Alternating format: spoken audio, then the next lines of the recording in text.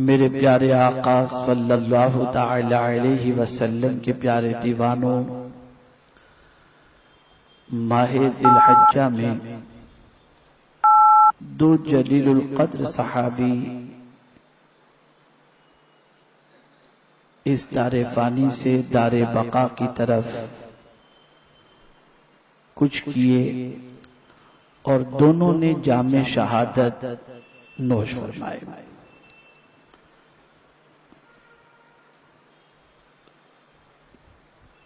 تو میرے پیارے آقا صلی اللہ تعالی علیہ وسلم کے پیارے دیوانوں،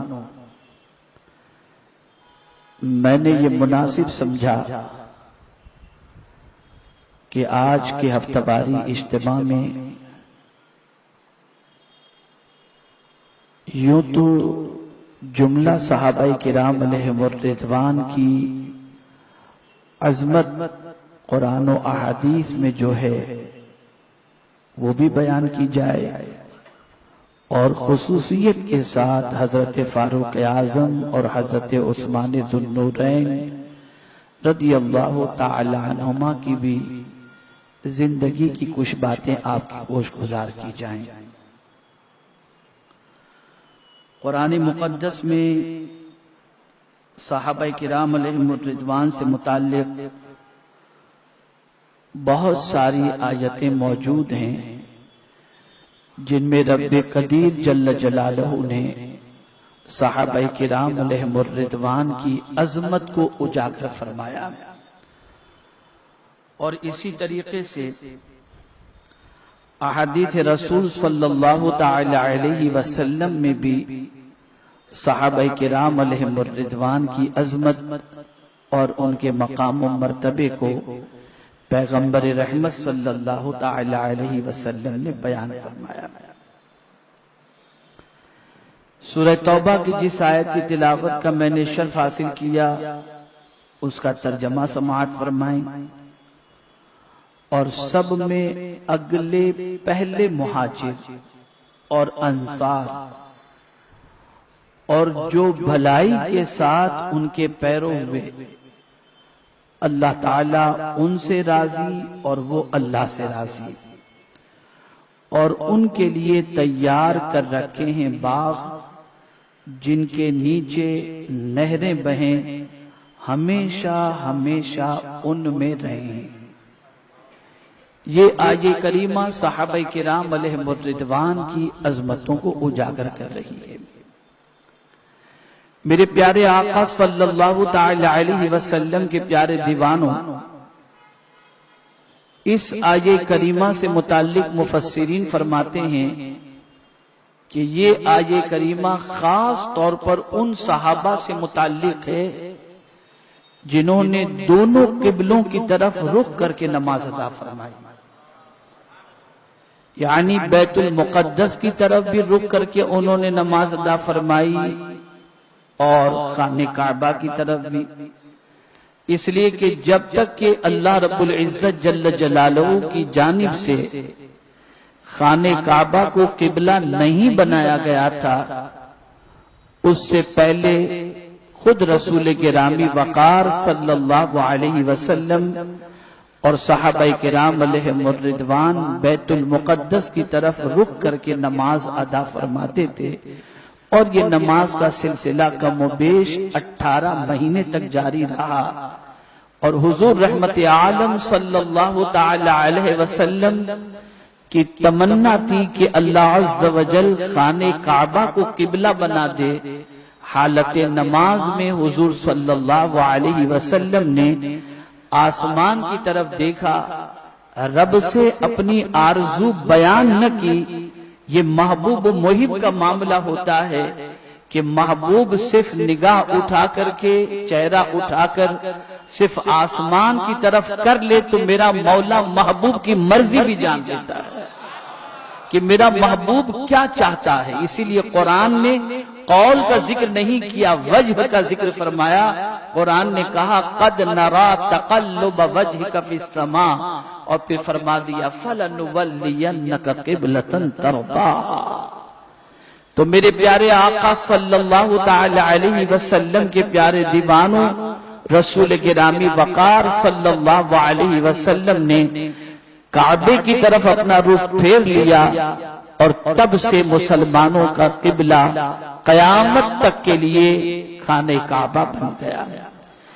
یہاں ایک بڑی پیاری اور لطیف بات میں آپ کے گوش گزار کرنا چاہوں گا۔ آخر خانہ کعبہ کو رب قدیر جل جلالہ کے پیارے حبیب صلی اللہ علیہ وسلم قبلہ بنانا جو چاہتے تھے، اس کی کئی وجہیں بیان کی گئیں۔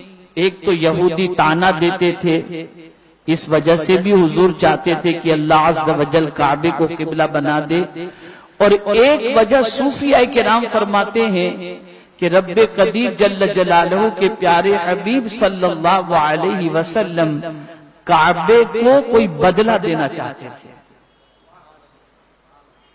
اس لیے کہ جب حضور صلی اللہ تعالی علیہ وسلم کی ولادت ہوئی تھی تو کعبہ حضور کے گھر کی طرف جھک گیا تھا۔ اعلی حضرت عظیم البرکت امام عشق و محبت کہتے ہیں جن کے سجدے کو محراب کعبہ جھکی، ان بھووں کی لطافت پہ لاکھوں سلام۔ تو کعبہ حضور کے گھر کی طرف جھکا تھا اور اس نے میلاد مصطفیٰ کی عظمت کا ڈنکا بجایا، اور سرکار کی محبت میں وہ حضور کے گھر کی طرف جھکا، تو رب قدیر کے پیارے حبیب صلی اللہ علیہ وسلم نے چاہا کہ جس کعبے نے میری میلاد بنائی اسے محروم نہ رکھا جائے، وہ میری میلاد کے موقع پر میرے گھر کی طرف جھکا، اب قیامت تک کے لیے لوگ اللہ کے اس گھر کی طرف جھکتے چلے جائیں۔ اس لیے سرکار نے میلاد منانے کا صلہ کعبے کو یہ عطا فرمایا، اور رب قدیر جل جلالہ نے بھی یہ صلہ عطا فرمایا۔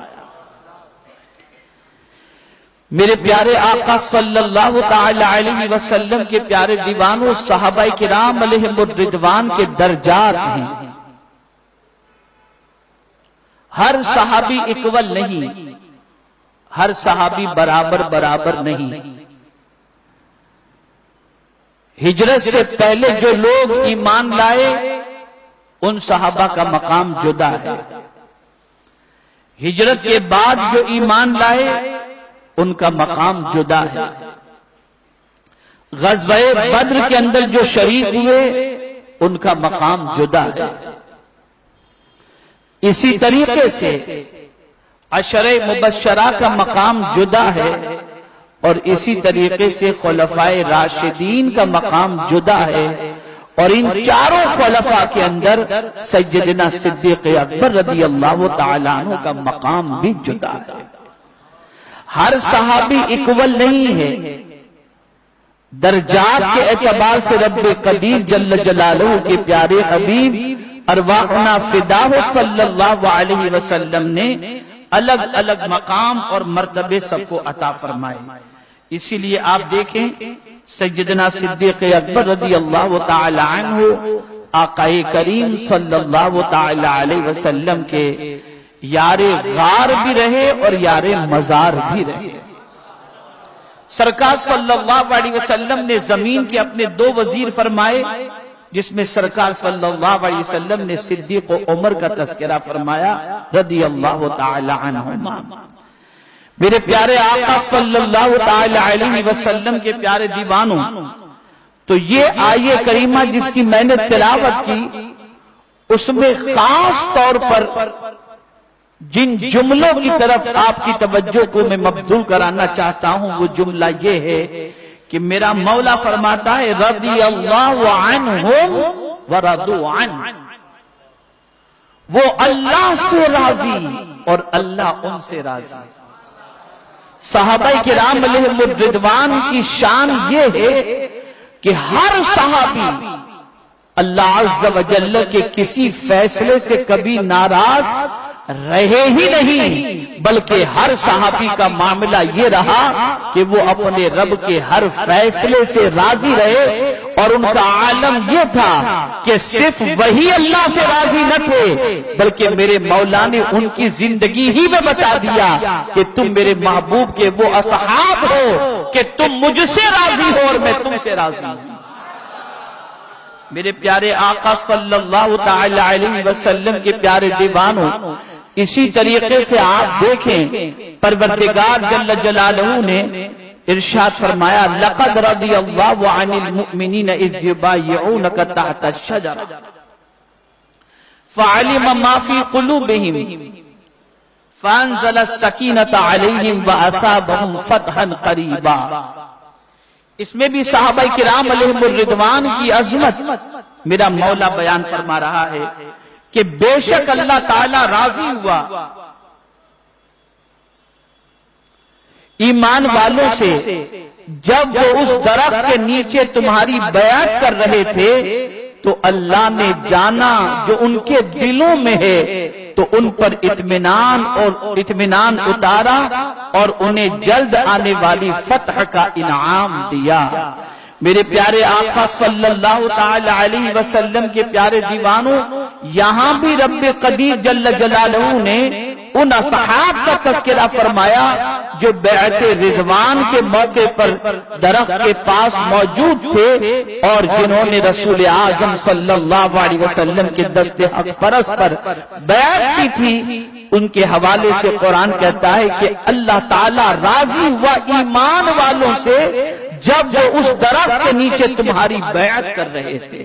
یہ کم و بیش 1400 کے قریب صحابہ تھے۔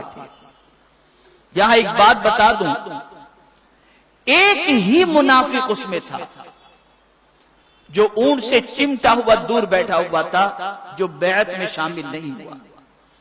باقی سب کے سب درخت کے نیچے بیعت میں شامل ہوئے، اور قرآن نے کہا کہ یہ بیعت کرنے والے جو مصطفیٰ پیارے تمہارے ہاتھوں پر بیعت کر رہے ہیں، ان کا معمولی مقام نہیں ہے، بلکہ ان کا عالم یہ ہے کہ اللہ عز و جل ان سے راضی ہے اللہ عز و جل ان سے،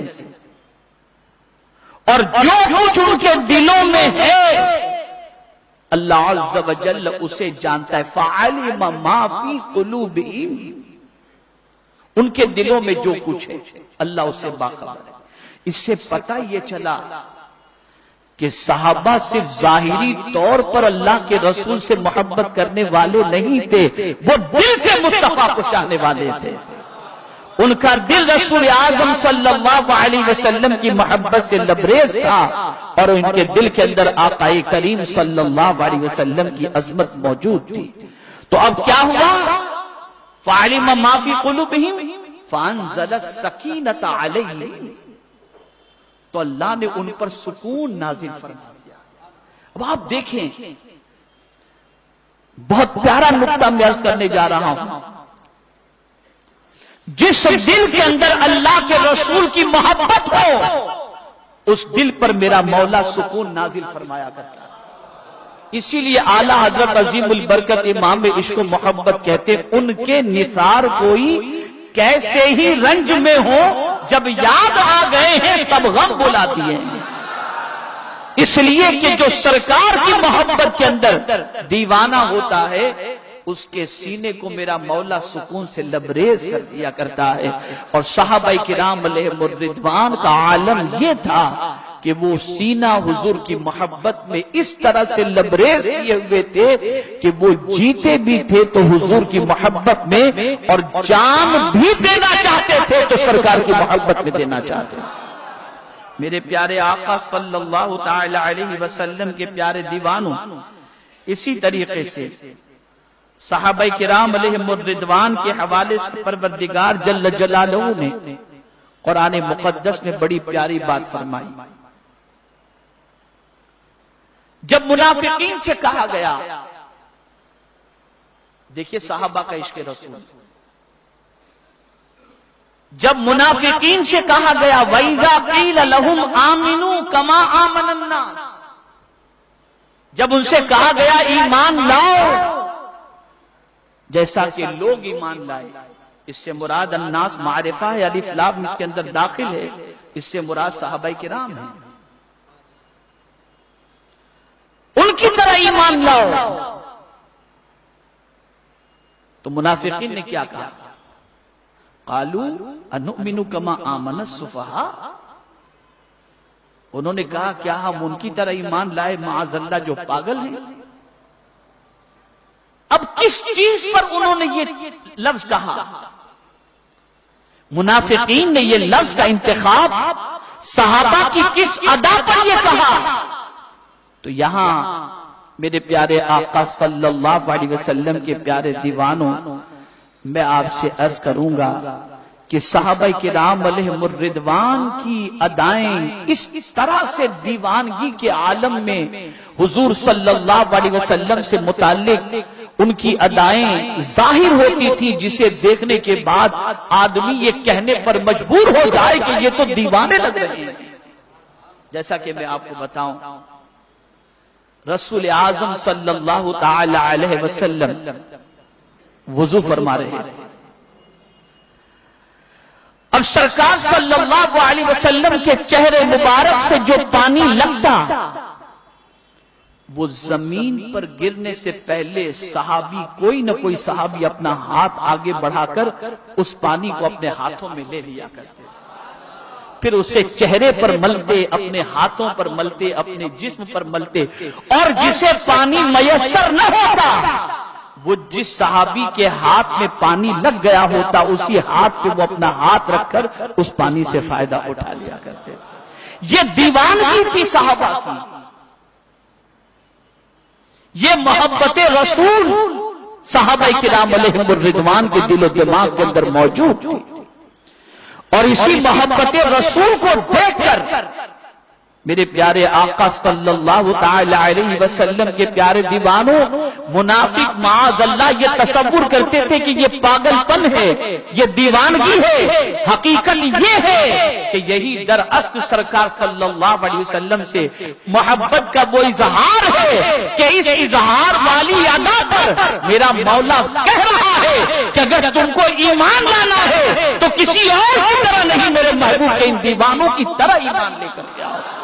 جتنی محبت میرے محبوب سے یہ کر رہے ہیں، اسی طریقے سے تم محبت کرو۔ اسی کا نام ایمان ہے اور اسی کا نام صحیح معنوں میں دین ہے۔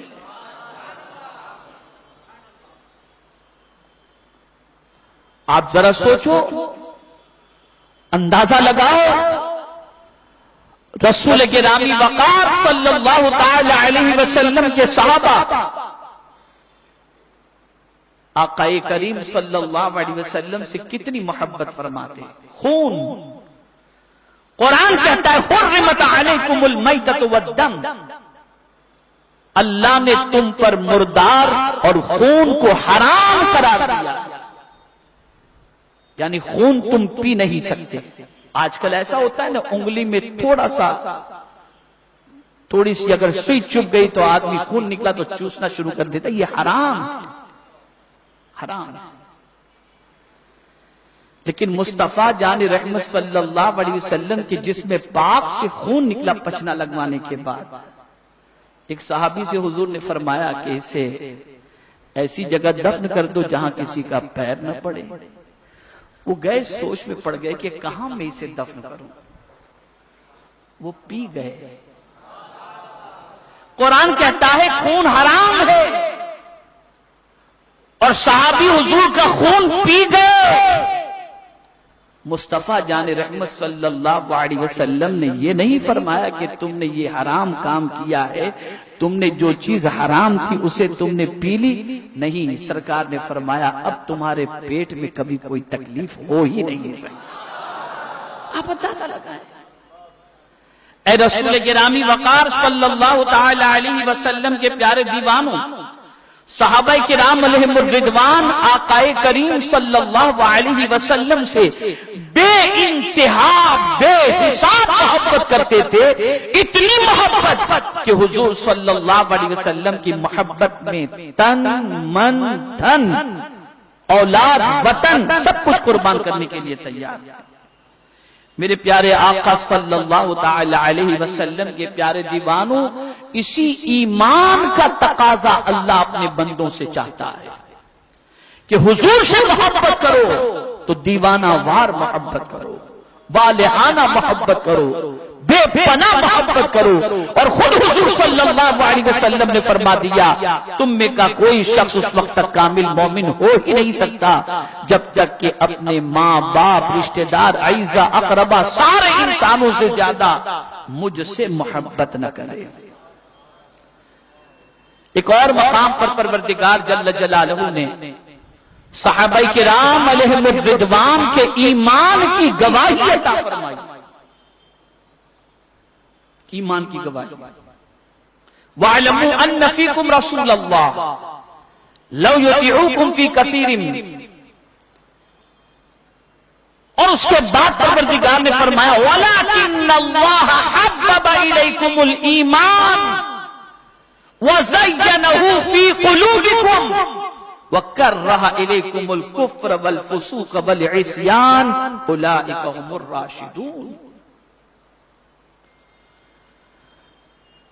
اللہ نے ان کے لیے ایمان کو محبوب بنا دیا. قربان جائیے، صحابہ کے دل میں ایمان کی محبت اللہ نے پیدا فرما دی اور ان کے دلوں میں اللہ تعالیٰ نے ایمان کو محبوب بنا دیا. وَزَيَّنَهُ فِي قُلُوبِكُمْ. اور تمہارے دلوں کو اس سے مزین کر دیا، آراستہ کر دیا. صحابہ کی پوزیشن یہ تھی کہ صحابہ کا دل ایمان سے منور و مجلہ تھا اور ان کا دل مزین تھا.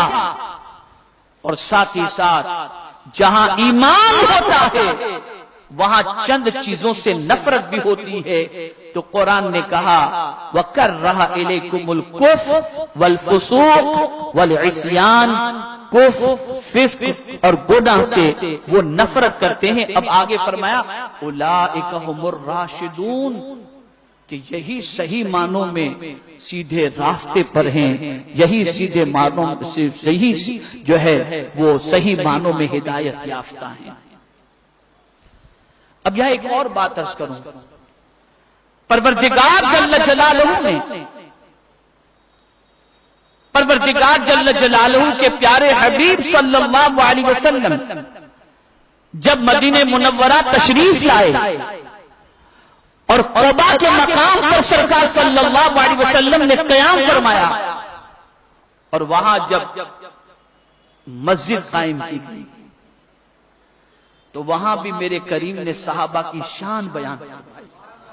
فرمایا لَمَسْجِدٌ أُسِّسَ عَلَى التَّقْوَى مِنْ أَوَّلِ يَوْمٍ أَحَقُّ أَن تَقُومَ فِيهِ رِجَالٌ يُحِبُّونَ أَن يَتَطَهَّرُوا وَاللَّهُ يُحِبُّ الْمُطَّهِّرِينَ. پہلی مسجد جس کی بنیاد رکھی گئی، جس کا فاؤنڈیشن رکھا گیا، کس بنیاد پر؟ تقوی کی بنیاد پر. یہ فاؤنڈیشن رکھنے والوں میں کون تھے؟ فیہ رجال یحبون ان یتطہروا. یہ بنیاد رکھنے والوں میں وہ لوگ تھے جو پاکیزگی سے، طہارت سے محبت کرنے والے تھے. اللہ اکبر. صحابہ کی شان یہ ہے کہ وہ پاک رہنے سے محبت فرماتے ہیں اور جو پاک رہنے سے محبت فرماتا ہے تو اللہ ان سے محبت فرماتا ہے. پتہ یہ چلا کہ صحابہ کی جماعت وہ جماعت ہے کہ جن سے انسان ہی نہیں مولا خود بھی ان سے محبت فرماتا ہے. مولا خود بھی ان سے محبت فرماتا ہے. میرے پیارے آقا صلی اللہ تعالی علیہ وسلم کے پیارے دیوانوں، رسول گرامی وقار صلی اللہ تعالی علیہ وسلم نے بھی صحابہ کرام علیہم الرضوان کے مناقب بیان فرمائے اور ان کی شان کو حضور صلی اللہ تعالی علیہ وسلم نے بہت اچھی طریقے سے اجاگر فرمایا. اب یہ حدیث ہمیں ہمیشہ کے لیے دل و دماغ کے اندر محفوظ کر لو، اور یہ ترمذی شریف کی حدیث ہے، اسے ذہن میں محفوظ کر لینا. حضرت جابر رضی اللہ تعالی عنہ روایت کرتے ہیں کہ میں نے نبی کریم صلی اللہ علیہ وسلم کو یہ فرماتے سنا. کیا فرماتے سنا؟ لا تمس النار مسلما رآنی او رآ من رآنی، کہ اس مسلمان کو آگ نہ چھوئے گی جس نے مجھے دیکھا. یا میرے دیکھنے والے کو دیکھا؟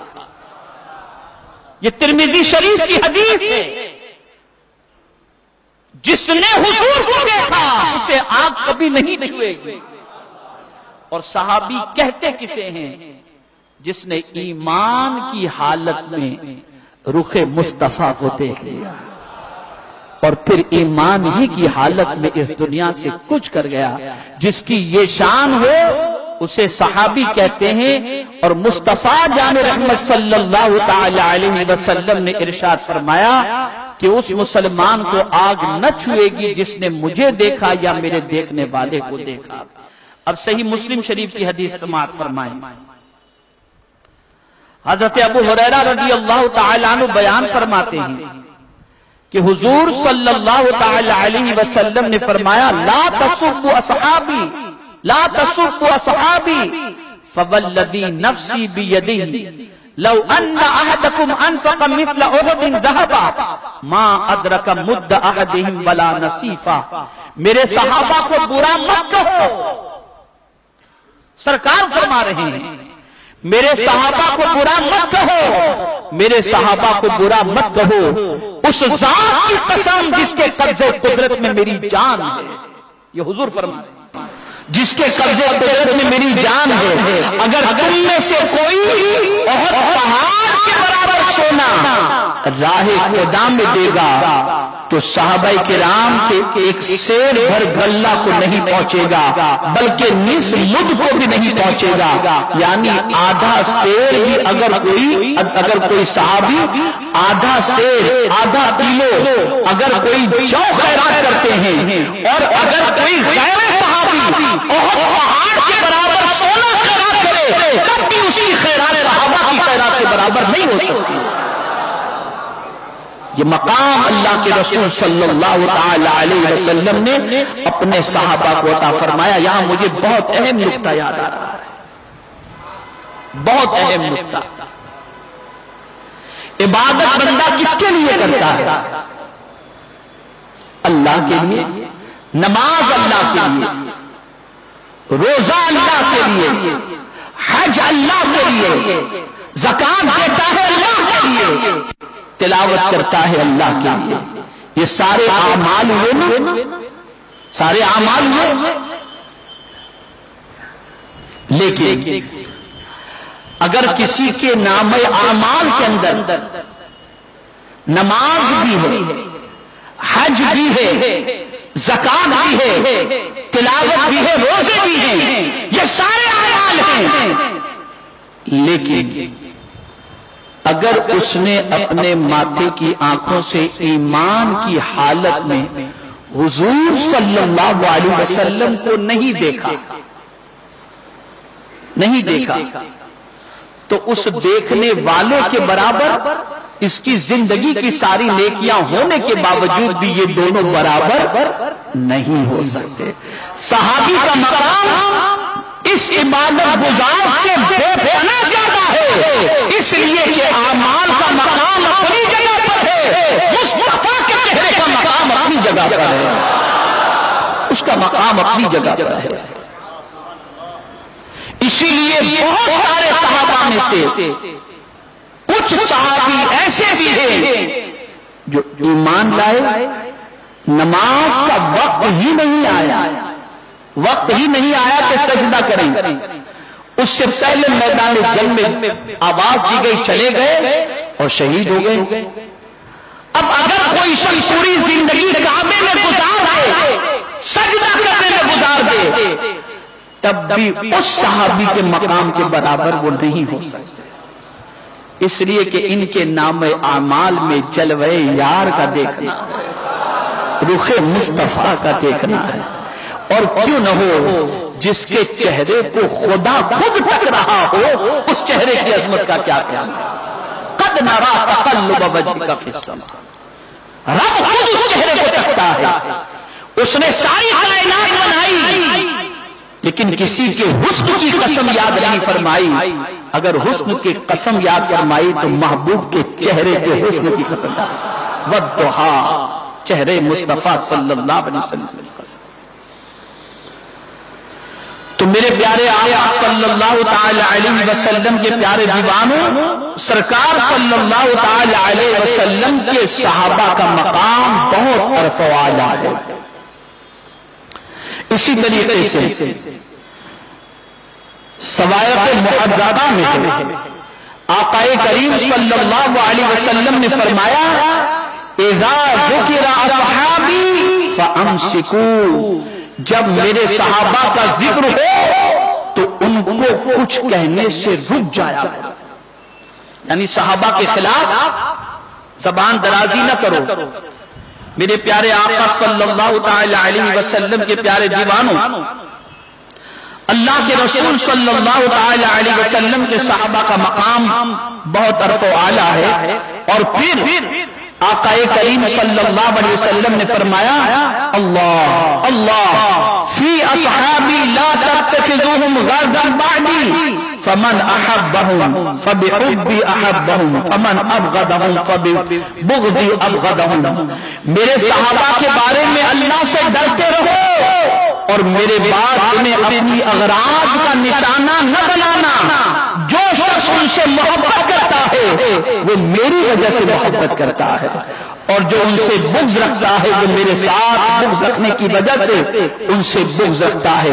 یعنی حضور صلی اللہ علیہ وسلم کے صحابہ کے سلسلے میں اپنی زبان کو لگام دو، اس لیے کہ صحابہ کرام علیہم الرضوان سے اگر کوئی محبت کرتا ہے تو اس لیے محبت کرتا ہے کہ وہ حضور کے صحابی ہیں، اس لیے صحابی سے محبت کرنا در حقیقت حضور سے محبت کرنے کے مترادف ہے۔ میرے پیارے آقا صلی اللہ تعالی علیہ وسلم کے پیارے دیوانوں، مجھے نہیں معلوم کن لوگوں نے سرکار فاروق اعظم رضی اللہ تعالیٰ عنہ کی شہادت کا تذکرہ کیا یا شہادت کے حوالے سے ایصال ثواب کے بارے میں کچھ غور کیا یا کیا۔ میں یہ بھی نہیں کہہ سکتا کہ کتنے لوگوں نے حضرت عثمان ذو النورین رضی اللہ تعالیٰ عنہ کی شہادت کا دن منایا یا ان کی بارگاہ میں خراج عقیدت پیش کیا۔ اے رسول گرامی وقار صلی اللہ تعالی علیہ وسلم کے پیارے دیوانوں، جن صحابہ کے حوالے سے توحید نیٹ ورک خاص طور پر ان کے ذکر کے ساتھ فضائی بیان ہیں، یوٹیوب چینل، ان صحابہ کے دن کو منانا، ان کی بارگاہ میں خراج عقیدت پیش کرنا، یہ حضور صلی اللہ علیہ وسلم کو راضی کرنے کے مترادف ہے۔ اب آئیے میں سیدنا فاروق اعظم رضی اللہ المولا تبارک و تعالی عنہ کا ایک واقعہ اور حضرت عثمان ذو النورین رضی اللہ تعالی عنہ کا ایک واقعہ آپ کی کوشش گزار کرنے کی سعادت حاصل کروں۔ سیدنا فاروق اعظم رضی اللہ تعالی عنہ اللہ کے رسول صلی اللہ علیہ وسلم کے وہ عظیم صحابی ہیں کہ جن کی رائے کے مطابق قرآن کی 20 آیتیں نازل ہوئی، 20 آیتیں۔ ادھر ان کے دل میں یہ خیال پیدا ہوتا یا حضور کی بارگاہ میں وہ اپنی رائے پیش کرتے، پروردگار جبریل امین کو بھیج دیتا اور وحی الہی کا نزول ہو جایا کرتا۔ سیدنا فاروق اعظم رضی اللہ مولا تبارک و تعالی عنہ کے حوالے سے حضور صلی اللہ علیہ وسلم ارشاد فرماتے ہیں میرے بعد اگر کوئی نبی ہونا ممکن ہوتا تو وہ عمر فاروق ہوتے۔ اس سے آپ اندازہ لگا سکتے ہیں کہ سیدنا فاروق اعظم رضی اللہ تعالی عنہ کا مقام کتنا عرف و اعلیٰ ہے۔ ایک واقعہ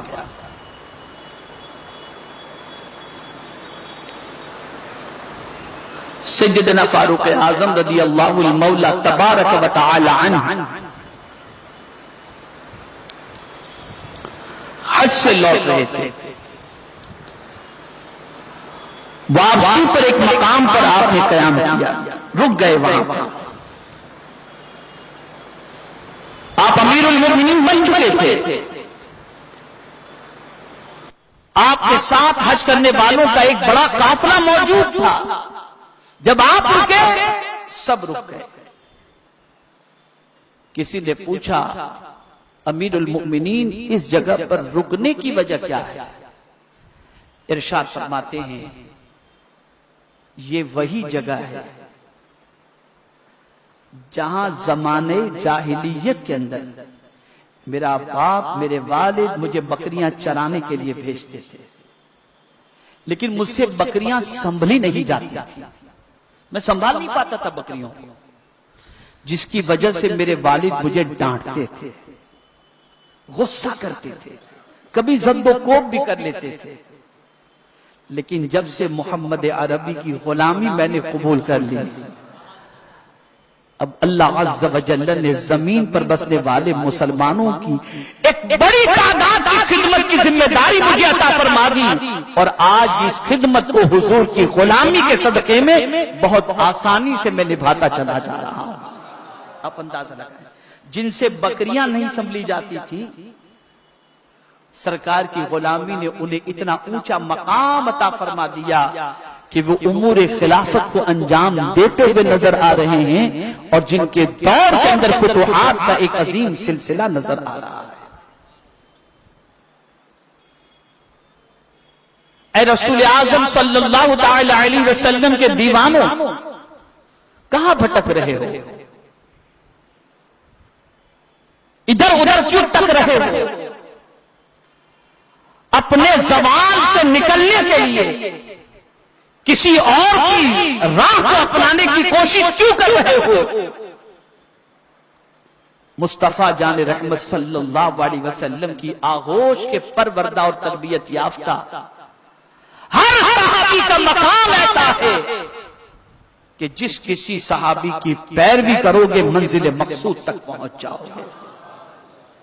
اس لیے کہ حضور نے اپنے صحابہ کو تراشا تھا، اور یہاں ایک تاریخی جملہ میں آپ کی نظر کر رہا ہوں، قربان جائیے میرے آقا کی عظمت پر، کہ حضور نے مقتدیوں کی جماعت تیار نہیں کی تھی، مقتدا کی جماعت تیار کی تھی۔ اسی لیے حضور نے فرمایا صحابی کالنجوم فبأیہم اقتدیتم اہتدیتم، ہر ایک صحابی کو حضور نے مقتدا بنا دیا تھا، ان میں سے کسی کے بھی پیچھے چلو، حضور فرماتے ہیں تم ہدایت پا جاؤ گے۔ پتہ یہ چلا حضور جو ہے وہ اماموں کی جماعت تیار کرنے والے تھے، لیڈر تیار کرنے والی ذات تھی سرکار صلی اللہ علیہ وسلم۔ آج ہماری قوم کہتی ہے کہ مسلمان اس لیے تباہ ہو رہا ہے کہ ان کے پاس کوئی قائد نہیں۔ قربان جائیے مصطفیٰ جان رحمت کی عظمت پر کہ اپنے دامن میں آنے والے ہر صحابی کی وہ صلاحیت حضور نے بنا دی کہ ہر صحابی قائد نظر آ رہا ہے، پیشوا نظر آ رہا ہے۔ سیدنا عثمان ذو النورین رضی اللہ تعالیٰ عنہ کا واقعہ بھی سماعت فرمائیں۔ مدینہ شریف میں قحط پڑا، لوگ پریشان تھے اناج کے لیے۔